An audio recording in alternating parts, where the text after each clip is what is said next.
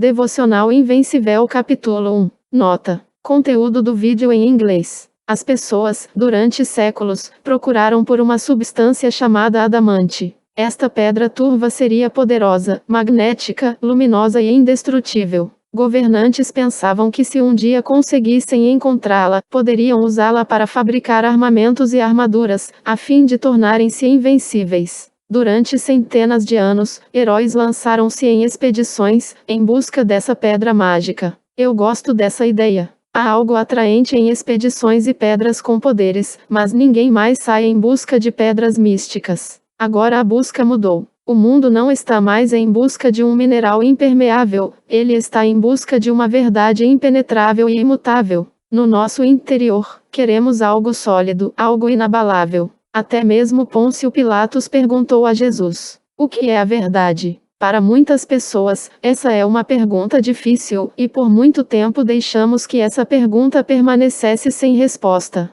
Vivemos em um tempo no qual precisamos de conversas profundas, relacionamentos profundos e uma profunda conexão com a palavra de Deus, que é a verdade. Somos uma geração que foi despojada da admiração, e muitas vezes só nos restam buscas vazias, sendo lançados de um lado para o outro em um rio da assim chamada verdade. Mas a verdade não é um rio, ela é uma rocha. No meio de toda a confusão e comparação, devemos nos voltar a Jesus. Ele é a nossa rocha, nosso adamante, nosso invencível, imutável e inabalável. Somos convidados a construir a nossa vida nele, não apenas sobre ele, mas nele, como o nosso firme fundamento. Ele é o único fundamento seguro em um mundo repleto de cascalho. Quando fazemos isso, ele nos mantém firmes, assim como ele. Jesus é a pedra angular, mas nós também somos pedras vivas, utilizadas juntamente com ele na construção de uma casa espiritual que serve como um entreposto e abrigo àqueles que estão abalados pelo mundo,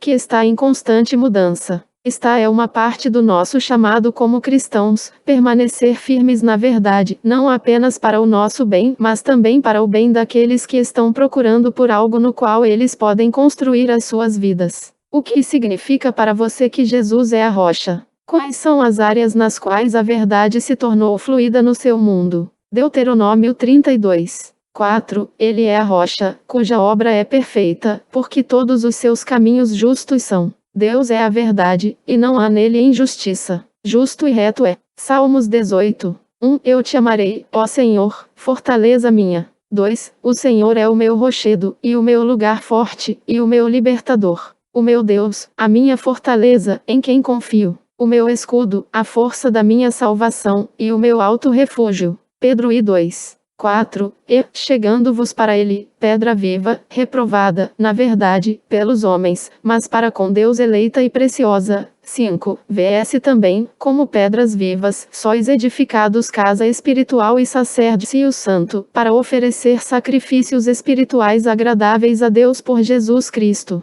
Capítulo 2. Nota. Conteúdo do vídeo em inglês. Ninguém cresce intocado pela escuridão. Todos ouvimos vozes ao nosso redor até certo ponto, nos julgando e rotulando. A maioria de nós, se não todos, também nos rotulamos, identidades falsas que juramos serem verdadeiras. Quando Deus se aproxima de nós, não é para nos condenar, mas para trazer-nos mais para perto em intimidade, para que possamos ouvir a sua voz declarar a verdade sobre quem realmente somos. A verdade é, não somos a escuridão do nosso passado. E não somos definidos pelos erros, gêneros, ou qualquer outra coisa externa. Em verdade, somos espíritos criados à imagem de Deus, feitos para ter intimidade com aquele que nos deu a vida. Perdemos a nossa identidade de vista quando a atribuímos às coisas erradas. É por esta razão que Deus irá retirar todos os rótulos limitantes que apanhamos ao longo do caminho. O seu Espírito trabalha profundamente no nosso interior, removendo o velho e revelando o que ainda está para ser visto.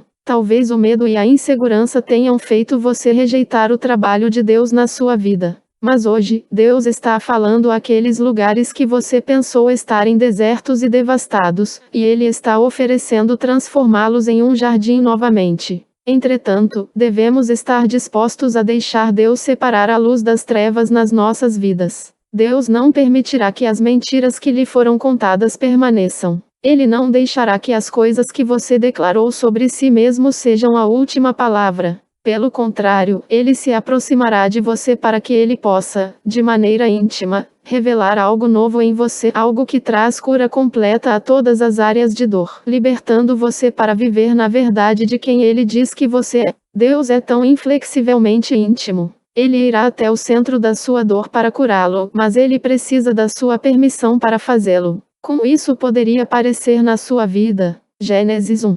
No princípio criou Deus o céu e a terra. 2. E a terra era sem forma e vazia, e havia trevas sobre a face do abismo, e o Espírito de Deus se movia sobre a face das águas. 3. E disse Deus: haja luz, e houve luz. 4. E viu Deus que era boa a luz, e fez Deus separação entre a luz e as trevas. Deuteronômio 32. 10. Achou-o numa terra deserta, e num ermo solitário cheio de uivos. Cercou-o, instruiu-o, e guardou-o como a menina do seu olho. 11. Como a águia desperta a sua ninhada, move-se sobre os seus filhos, estende as suas asas, toma-os, e os leva sobre as suas asas. Capítulo 3. Nota. Conteúdo do vídeo em inglês. Quando recebemos o amor de Deus, a resposta mais natural e necessária é darmos amor. Deveríamos amar sem medo, de modo triunfante e infinito. A verdadeira evidência de que alguém sabe que é amado é que essa pessoa sabe amar de verdade. Deus não tem amor. Ele é amor. O amor é a sua natureza. E porque Deus é amor, você não pode impedi-lo de te amar. O amor dele é invencível e imutável, inabalável diante de sua inconstância. Porém, por Deus amar a todos, ele não pode amar tudo. Uma vez que Deus é inabalável em amor, ele também deve ser inabalável em ódio. Em um primeiro momento, isto pode parecer uma contradição, mas isto se dá apenas porque a cultura idolatrou o amor. Sabemos que Deus é amor, mas teremos criado a nossa própria ideia do Deus amor. A verdade é que Deus odeia o que desfaz o amor. Ele odeia o que despedaça aqueles a quem ele ama. É por isso que Deus odeia o que distorce a nossa identidade. As Escrituras também nos falam que Deus odeia tudo que compromete a justiça e a verdade, quando viúvas e órfãos são oprimidos, o abuso de idosos e a negligência da família, o que perverte a bondade e contamina os dons, quando o amor é distorcido e vira egoísmo e amigos se tornam inimigos, o que altera a sua imagem e distorce a nossa, quando o mal é tido como bom e inocentes são mortos, e quando a arrogância e o orgulho nos degradam. Resumindo, Deus odeia tudo o que prejudica o amor, pois tudo o que prejudica o amor nos corrompe. Não podemos ter amor genuíno se amamos tudo. Deus é inabalável no amor e no ódio, logo devemos aprender a amar o que Deus ama e a odiar o que ele odeia. Quais são algumas maneiras que a cultura criou a ideia do Deus amor? Deus ama a todos, mas ele não ama tudo. Como essa verdade se manifesta na sua vida? Êxodo 15, 13. Tu, com a tua beneficência, guiaste a este povo, que salvaste. Com a tua força o levaste à habitação da tua santidade. Coríntios 1, 21. Visto como na sabedoria de Deus o mundo não conheceu a Deus pela sua sabedoria, aprove a Deus salvar os crentes pela loucura da pregação. 22. Porque os judeus pedem sinal, e os gregos buscam sabedoria. João 4, 8. Aquele que não ama não conhece a Deus, porque Deus é amor. Provérbios 6, 16. Estas 6 coisas o Senhor odeia, e a 7ª a sua alma abomina. 17. Olhos altivos, língua mentirosa, mãos que derramam sangue inocente. 18. O coração que maquina pensamentos perversos, pés que se apressam a correr para o mal. 19. A testemunha falsa que profere mentiras, e o que semeia contendas entre irmãos. Capítulo 4. Nota. Conteúdo do vídeo em inglês. Você deseja ser popular, ou quer ser influente. Popularidade e influência parecem semelhantes, mas são muito diferentes. A popularidade exige que você siga as massas ou diga o que elas querem ouvir. Mas a influência convida você a permanecer na verdade separado da multidão. Em sua essência, a verdade não é um o que, mas um quem, porque Jesus disse que ele é a verdade. Ele também disse que a palavra de Deus é a verdade. O mundo gosta de pensar na verdade como flutuante e relativa, mas a verdade que é fundamentada na pessoa de Jesus e na palavra de Deus nunca muda. Em um mundo cheio de opiniões, a verdade de Deus nos leva a convicções sobre as quais podemos construir nossas vidas. Devemos ser cuidadosos em discernir a diferença entre opiniões e convicções. O mundo não precisa da bagunça resultante de numerosas opiniões. Ele precisa da estabilidade que vem da verdade. Não vamos contribuir com o barulho que nos distrai e nos impede de olhar para as Escrituras e para o Espírito da verdade. As opiniões são fáceis de formar e rápidas de mudar, mas difíceis de limpar e consertar, se tivermos sido descuidados ao espalhá-las por aí.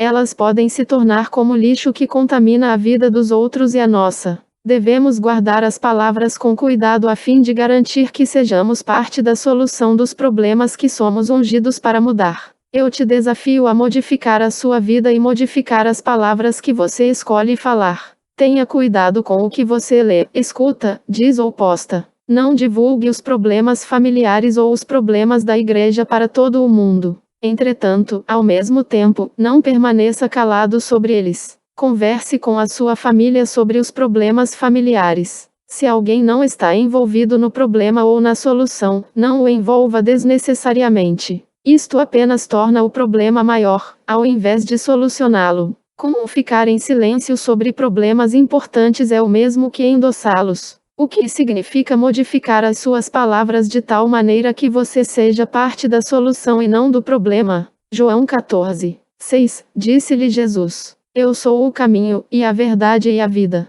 Ninguém vem ao Pai, senão por mim. João 17, 17, santifica-os na tua verdade. A tua palavra é a verdade. Timóteo 2, 23, e rejeita as questões loucas, e sem instrução, sabendo que produzem contendas. Tiago 1, 26, se alguém entre vós cuida ser religioso, e não refreia a sua língua, antes engana o seu coração, a religião desse é vã. Capítulo 5. Nota. Conteúdo do vídeo em inglês. A igreja muitas vezes foi rápida em condenar os não cristãos pelos seus pecados e comportamentos, entretanto não deveria ser surpresa que pessoas que não conhecem a Deus ajam como se não o conhecessem. O que deveria nos preocupar, em primeiro lugar, é se estamos vivendo vidas transformadas e em santidade. Ao buscarmos a Deus, podemos então pedir por sabedoria para revelar a sua bondade ao mundo ao nosso redor de modo que cada pessoa seja convidada a encontrar a própria transformação nele.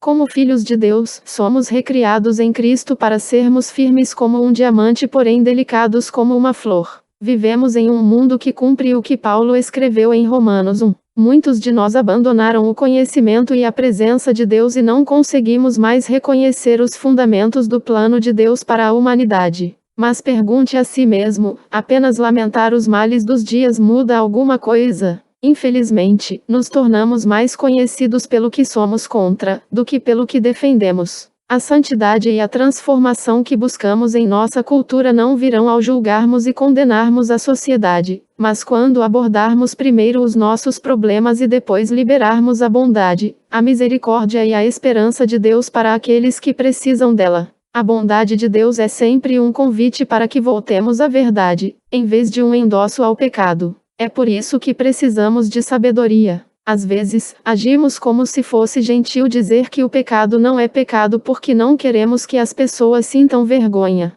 No entanto, precisamos estar dispostos a chamar o pecado pelo seu verdadeiro nome, mas fazê-lo de uma maneira que libere esperança ao invés de condenação. A santidade na nossa cultura começa conosco, dando todo o nosso ser a Deus. Há uma geração que está desesperada por transformação, e eles estão esperando para ver isso em nós. Deus diz que sarará a terra quando o seu povo se humilhar e orar, não quando tudo se alinhar perfeitamente no governo daquela terra. O que isso significa para você? Mateus 7, 1. Não julgueis, para que não sejais julgados. 2. Porque com o juízo com que julgardes sereis julgados, e com a medida com que tiverdes medido vos hão de medir a vós. 3. E por que reparas tu no argueiro que está no olho do teu irmão, e não vês a trave que está no teu olho? 4. Ou como dirás a teu irmão: deixa-me tirar o argueiro do teu olho, estando uma trave no teu. 5. Hipócrita, tira primeiro a trave do teu olho, e então cuidarás em tirar o argueiro do olho do teu irmão. Coríntios 7, 14. Porque, se na alguma coisa me gloriei de vós para com ele, não fiquei envergonhado. Mas, como vos dissemos tudo com verdade, também a nossa glória para com Tito se achou verdadeira. João 8. 11. E ela disse: Ninguém, Senhor. E disse-lhe Jesus: Nem eu também te condeno. Vai-te, e não peques mais. Capítulo 6 Lucas 3. 16. Respondeu João a todos, dizendo: Eu, na verdade, batizo-vos com água, mas eis que vem aquele que é mais poderoso do que eu, do qual não sou digno de desatar a correia das alparcas. Esse vos batizará com o Espírito Santo e com fogo. Zacarias 2. 5. Pois eu, diz o Senhor, serei para ela um muro de fogo em redor, e para a glória estarei no meio dela. Salmos 104. 4. Faz dos seus anjos espíritos, dos seus ministros um fogo abrasador.